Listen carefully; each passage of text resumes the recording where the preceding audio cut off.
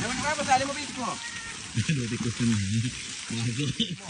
Dah repair pula awal dah. Oh ni pun pulang kacau tu.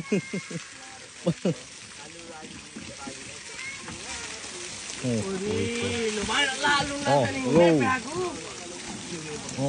Tu hebat yang benar ni. Patak logo lah be. Hukum benar ni. Hai kak, habis dah.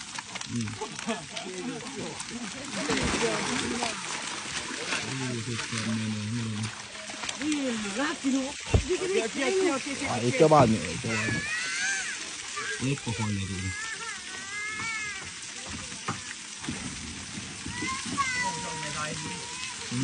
Ayam ni. Esok makan buruk makan lalu. Bawa buruk ayam, Tapi buku satu lah mari makan lain aja.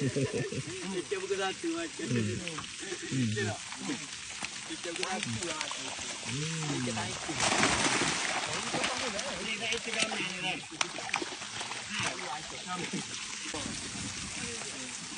Kaki berat oh. Oh apa? Oh kita ingat kowe oh ada.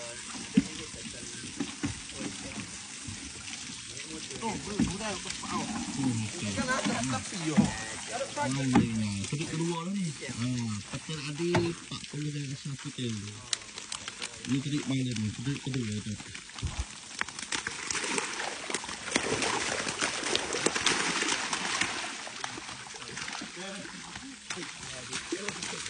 Saya laut ni. Saya rasa. Tak laut sana. Oh, buat saja. Tak situ kan. Maka tak ada lagi.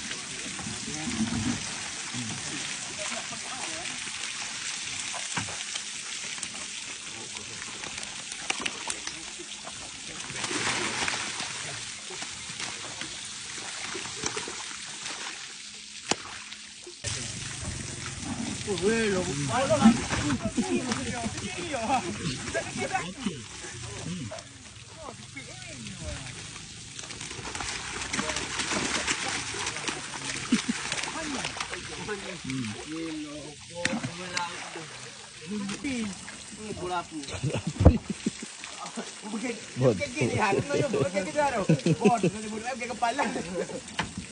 Dua pikul setengah kita masuk hari ni dah. Petel ada 41 kilo.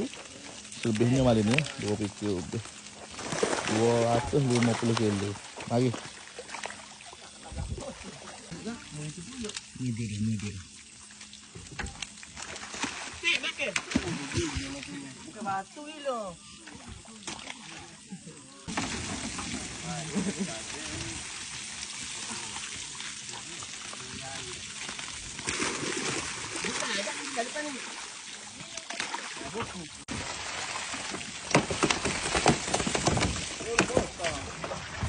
Kenapa?